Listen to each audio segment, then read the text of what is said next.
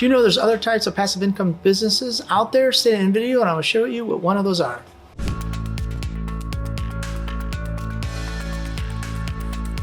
Hi, I'm Phil from PDQ Merchant Enterprises and the ATM Mastermind Group page, and we help hundreds of aspiring ATM business owners go from 0 ATMs to ATM Business Pro in as little as 30 days. Always remember, here at PDQ Merchant Enterprises and the ATM Mastermind Group page, we buy your freedom back one transaction at a time. So people ask me all the time about other businesses that are passive income. What's my thoughts on it? Do you know anything about it? Can you share what some of these thoughts are? So I thought we'd make this video about vending machines. People ask about vending machines. I used to be in the vending machine business. I was also in the music business. I was also in the gaming business. So I have a wide variety of what we did and how we did things. So just to let you guys know. And so here are my thoughts on the vending business and what I know, and I'm going to share with you in today's video. All right, so point number one, snack and soda machines. This is a nice little passive income business. And what can you expect from this, Phil? And how does it compare to the ATM business? All right, so when you usually buy a snack and soda machine, you know, you can buy a used machine, probably from $1,000 to $1,500. You could buy a new machine, anywhere from $2,500 to $4,500, depending on what it is, how many bins it is.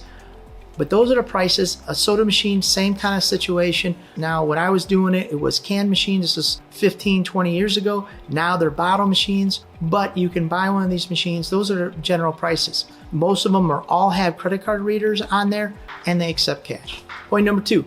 Okay, what's the revenue share on a vending machine? Now, the vending machines, you're gonna always have to share some revenue. ATM business, you don't necessarily have to share the revenue, but on all the vending locations, they're gonna want some revenue.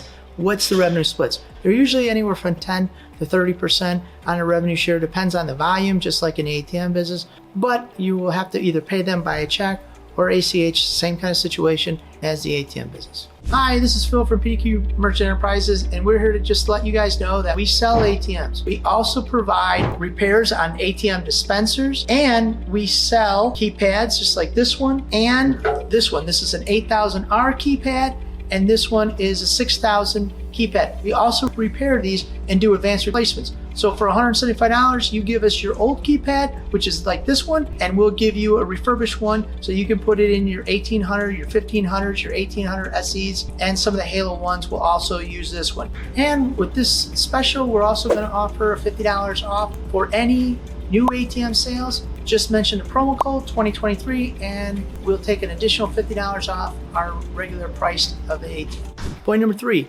is sales tax and spoilage. Now, on all the vending machine, you're selling a product, so most of those sales are going to be subject to sales tax.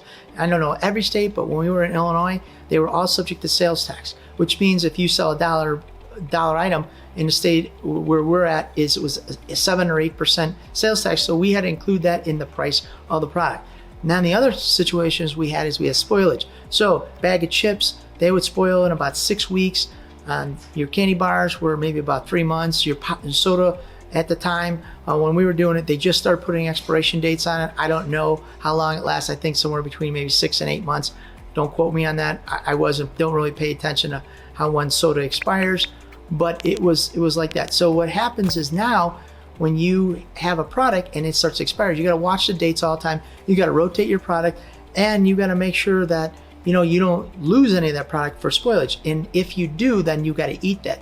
So it makes things a little bit cumbersome. That's why I love the ATM business, because we didn't have a lot of that. Number four is, on the ATM business, we vend cash. So cash, you don't have to worry about spoilage. Cash never goes bad. It's always the same. You can leave it in there for a long time, years at a time. Hopefully you don't have to leave it in there more than a week, because you're replacing it because you're making more money. But the nice thing about the ATM business is you don't have to worry about spoilage with cash, because it never spoils. But when you do snack and soda, you do have to worry about spoilage. You got to watch your date. And if you're going to do the vending machine business, make sure you get a location that burns through soda and snacks real fast. So then when your dates get close to the end and they start to get close to expiring, you can put it into a high volume location that burns through all your stuff, so you can minimize your bags of chips, candy bars, and soda. Or you're going to be drinking it and eating that at home, and maybe you want to stay healthy and you want to try to minimize all your candy and soda intake. And point number five, now when we were doing vending machines, you couldn't do this as far as the trackability for what we call it SKUs, basically what you were selling, your chips, your soda, if the machine went out. But now in today's technology, and you guys might be privileged to this on the new machines, is they have ways that they'll send you alerts, emails, text messages, things like that, that will tell you, hey, my roll of chips is out, my Doritos are out, or my candy is out. But here in the ATM business, you have an app that will tell you if you're out of cash or is getting low on cash. You can get text message alerts that say, hey, you know what? You can say Johnny's Bar and Grill is running low on cash, and now that'll let you know to go out and fill that ATM. So if you're interested in starting your own ATM business, I want to invite you to our free checklist entitled ATM Business Passive Income Checklist, the 5 things you need to know to start a profitable ATM business so you can earn passive income, make more money, and spend more time with your families. So if you're interested, click the link down below and start your ATM journey today. Again, this is Phil from PDQ Merchant Enterprises and the ATM Mastermind Group page, where we buy your freedom back one transaction at a time. Thank you guys for making us #1 on YouTube, and check us out on Rumble.